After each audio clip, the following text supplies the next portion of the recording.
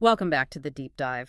Today we are getting into a really critical medical procedure, one that can completely change a patient's life when they need long-term nutritional support. And for this, our entire roadmap, really our source material, comes directly from the excellent and very detailed instructional videos on Dr. G.S. Raju's YouTube channel. Exactly. We're talking about percutaneous endoscopic gastrostomy, Oh. or as it's almost always called, a PEG tube. Right. And our mission today is to, go beyond just the definition. We want to walk you through the entire step-by-step process. All of it. The equipment, the really complex logistics, and especially the safety checks. The absolute non-negotiables that make this work. That turned a pretty invasive procedure into a successful, life-sustaining intervention. Okay, so let's jump right in. The decision to place a PEG tube seems like a huge one. It's not for a short-term problem, right? Yeah. When does a doctor actually make that call?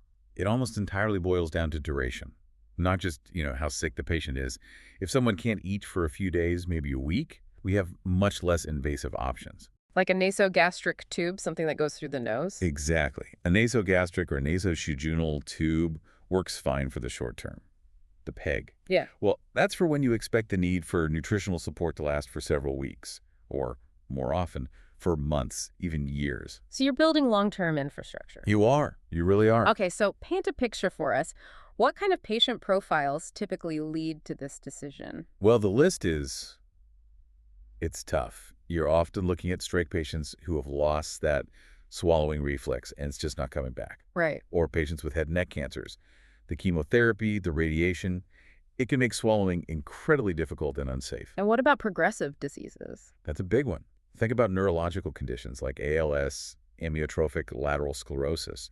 As the disease progresses, the ability to swallow just deteriorates. A PEG tube becomes essential. So those are all cases where swallowing is impaired or gone. But you also mentioned a group of patients who can swallow but still get a PEG. How does that work? That comes down to pure caloric need. A great example is patients with cystic fibrosis. They can often swallow just fine, but their metabolic rate is so high. They just can't keep up. They can't possibly eat enough calories by mouth to sustain their body weight.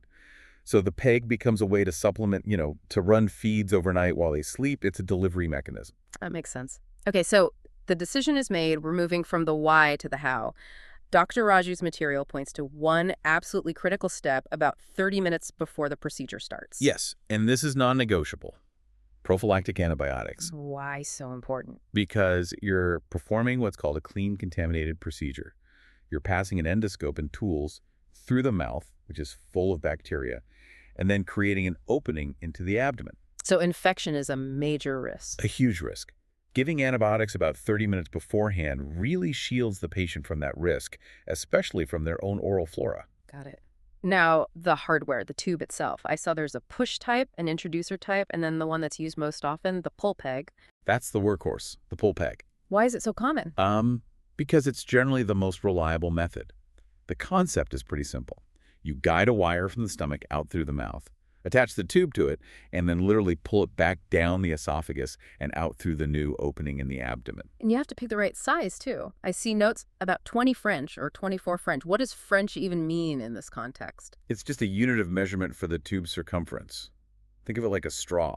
A 24 French tube is just a wider straw than a 20 French one. And the choice depends on? The endoscopist's preference, mostly, and what they think will be going through it. Thicker formulas or crush medications might need that wider 24 French tube. Okay, so let's unpack the kit for this pull peg. Right. You've obviously got a scalpel and antiseptic chlorhexidine, preferably. But what are the key components that really make or break the procedure? You absolutely need two things for it to succeed long term. First, the snare. That's what you use to grab the guide wire inside the stomach. And second, the external bumper. Let's talk about that bumper. It looks like just a little plastic disc. Why is it so critical? Because a PEG isn't just about putting a tube in. It's about creating and, more importantly, stabilizing a tract, a tunnel. A tunnel from the stomach to the outside world. Exactly. Think of it like getting an ear piercing. You have to hold the earring perfectly still for weeks so the skin can heal around it and form a stable tunnel. The external bumper does that for the PEG tube. Ah, so it stops it from sliding in and out. Precisely. It keeps that tube stable, which allows the stomach wall to heal securely against the abdominal wall. That bumper is the difference between a stable feeding tube for years and a ton of complications. That's a great analogy. Yeah. Okay, we get the goal. Stability. Now, prepping the patient's skin. The source material has a very specific instruction about hair removal. It does, and it's important. You have to use an electric clipper. You absolutely do not want to shave the skin with a razor. Why not? Shaving creates microabrasions, tiny little cuts in the skin that are basically open doors for bacteria. It dramatically increases the risk of infection at the site. So, clippers first, then sterilization. And the sterilization is a specific pattern, right? Yep, standard procedure. You start at the center, where the incision will be, and you clean in outward widening circles. You want to cover the whole upper part of the abdomen, basically from the rib cage down to the belly button. Okay, skin prepped. Now we have to find the target. This is where the endoscope and a technique called transillumination come in. Right, so the endoscopist puts the scope down into the stomach, turns the light source way up, and presses the tip of the scope against the stomach wall. And on the outside, The assistant is looking at the patient's belly. They should see a bright, clear glow shining right through the skin. and that glow means... It means there's nothing between the stomach and the abdominal wall. No loops of intestine or colon in the way. It's a clear shot. So you've confirmed a direct path. Exactly. Yeah. Then they'll pick a good spot, usually about 2 finger widths away from the ribs, and the assistant will push on it with their finger. And the endoscopist sees that push from the inside. They see the indentation on the stomach wall through the scope. That's the mark. That's the bullseye. This next part seems like the most high-stakes moment, the critical safety check. After the local anesthetic, the needle goes in. Walk us through this air suction test. It's just a brilliant and simple safety innovation. The endoscopist pushes the needle into the stomach. They can see it on the scope's camera.